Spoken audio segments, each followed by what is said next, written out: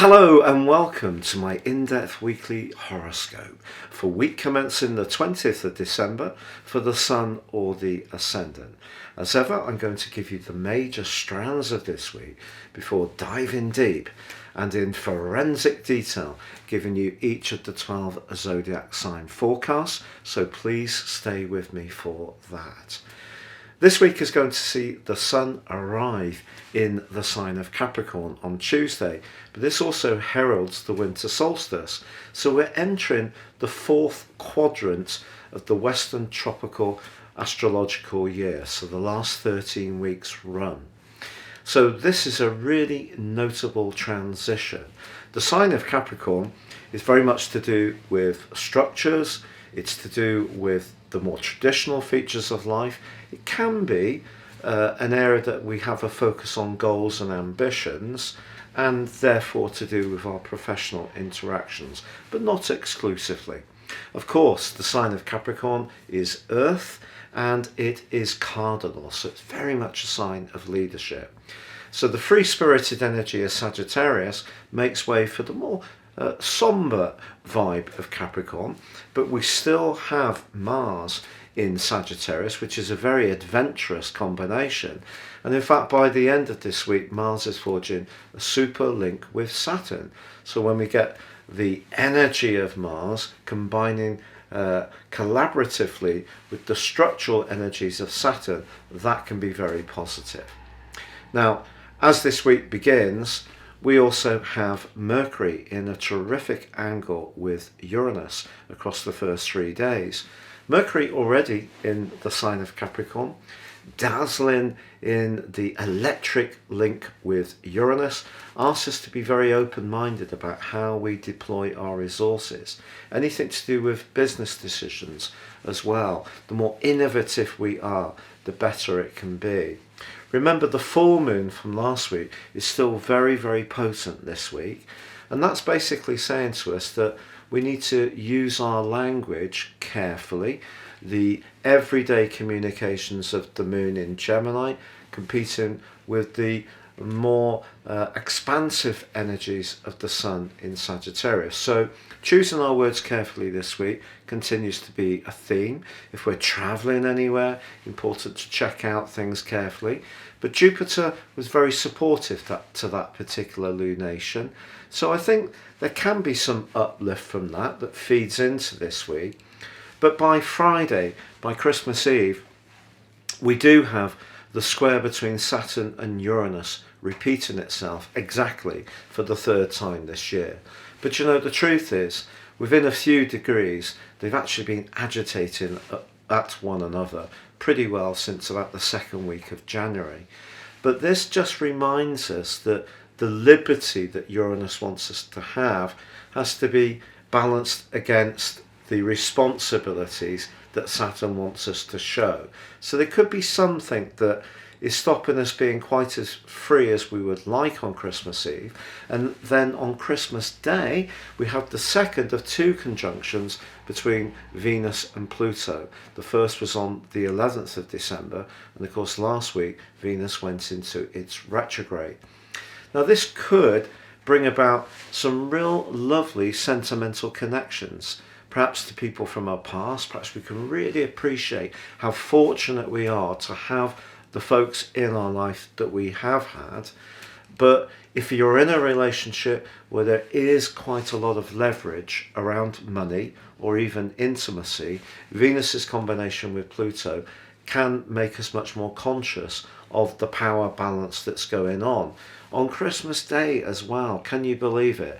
So that's a potentially tricky one, but definitely an opportunity to celebrate the stability of the relationships that do work well for us. And if you're not in a relationship, or even spending this Christmas time alone, which I have experienced myself, and it's not easy, what I would say to you is this does give you an opportunity to think very profoundly about what you would like going into next year, future forward. But I am now going to share with you each of the 12 zodiac signs in detail. But just before I do, remember, if you'd like to sign up for your free daily horoscope, written horoscope, direct to your device each morning, please see the link beneath this video. Also, if you'd like to get your year 2022 personal forecast, you can do so and get your character analysis as well. You will get the full 12 months from the time of the order to the end of next year. If you order in January, you will get 12 months from that point, but 30% off too. Hello Libra, and welcome to your weekly horoscope for week commencing the 20th of December. Christmas week sees us surfing the rather vibrant energies of that Gemini full moon which occurred last week. So as you come into this week, it's angled to Jupiter, the planet of joy and expansion, in your 5th house of friendliness and affection. Means there could be quite a lot of excited conversation as you come into the week, which is so lovely.